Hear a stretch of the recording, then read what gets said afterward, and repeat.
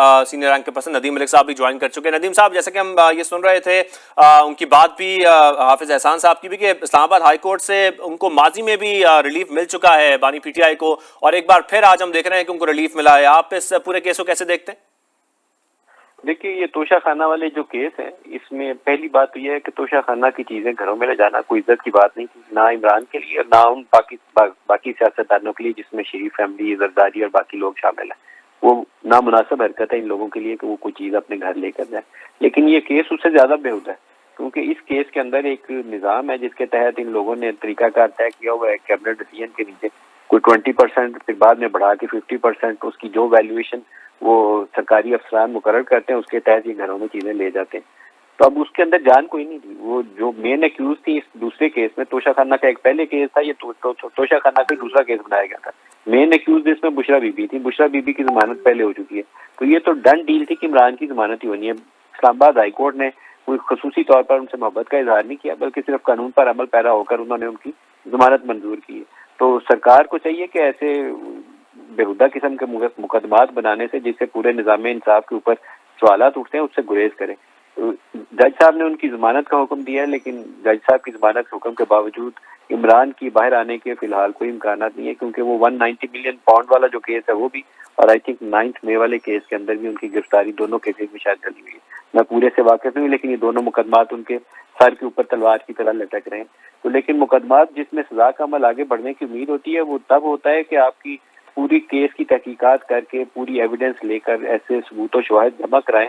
आज जज साहब ने उनसे पूछा कि वो जो आपका इल्जाम है कि इसकी अंडर वैल्यू डिक्लेयर की गया था, तो जिन 3 अफसरान ने, कस्टम्स के अफसरान ने इसकी वैल्यूएशन में कम कीमत दिखाई थी, आपने उनके खिलाफ तहकीकात की या कार्रवाई की? तो उन्होंने कहा नहीं, उनके खिलाफ कोई कार्रवाई की जरूरत ही नहीं।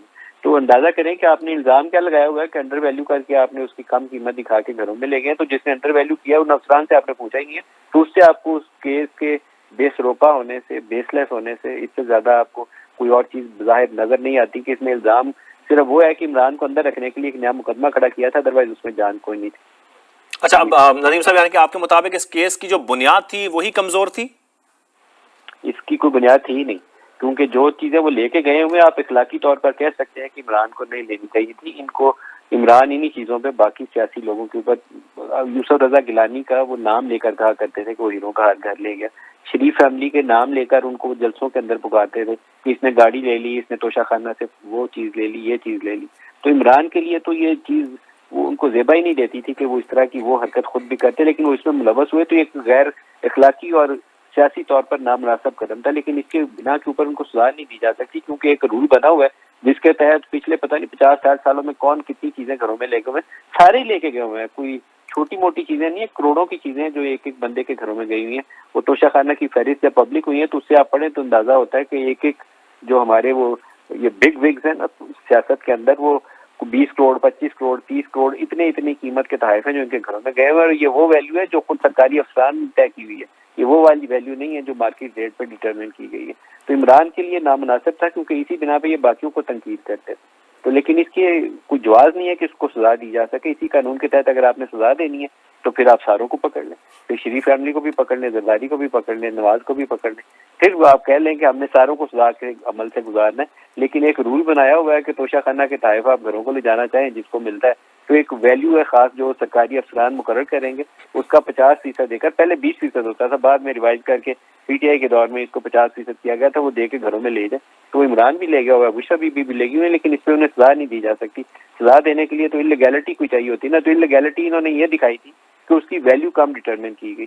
तो वो खुद आज आपने वो बयान जज साहब का जो सवाल था उसके जवाब में सुन लिया कि उन्होंने कहा, क्या सवाल जब पूछा गया कि उन अफसरान के खिलाफ क्या कार्रवाई की, तो उन्होंने कहा कोई कार्रवाई नहीं की।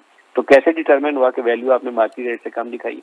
तो बिल्कुल सही उनकी रिहाई है, नामुनासिब था, केस ही नामुनासिब था। ठीक है, आपके मुताबिक बिल्कुल सही है, उनकी रिहाई है। अशरफ औसाफ साहब ने भी हमें ज्वाइन किया है, माहिर कानून है। अशरफ औसाफ साहब, आप इस पूरे मामले को, इस पूरे केस को कैसे देख